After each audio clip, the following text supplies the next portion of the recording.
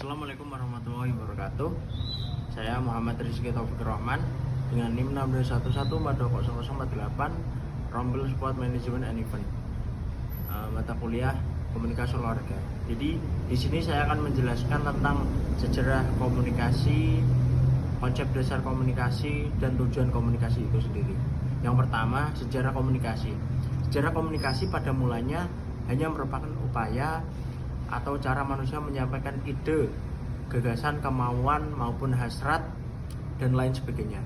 Upaya tersebut hanya supaya manusia bisa saling berhubungan. Pada waktu itu, komunikasi tidak dianggap sebagai sesuatu yang harus diberi perhatian, dikaji maupun distrukturkan.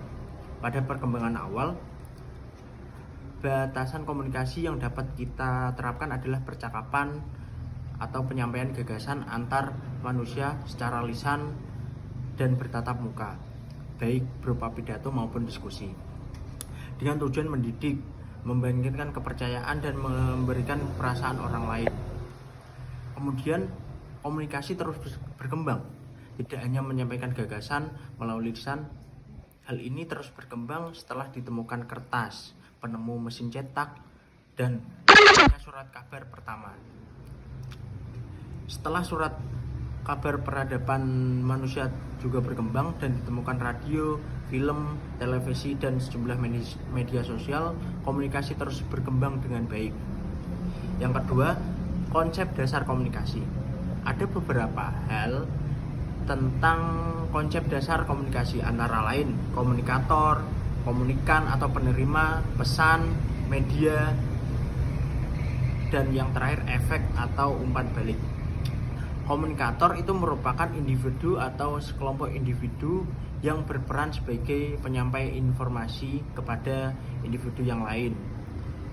Komunikan atau penerima itu merupakan individu atau kelompok yang memiliki peran sebagai penerima informasi dari komunikator.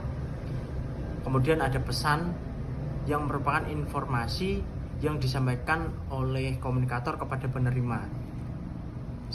Kemudian ada media atau saluran, yang merupakan unsur yang menjadi tempat penyalur pesan.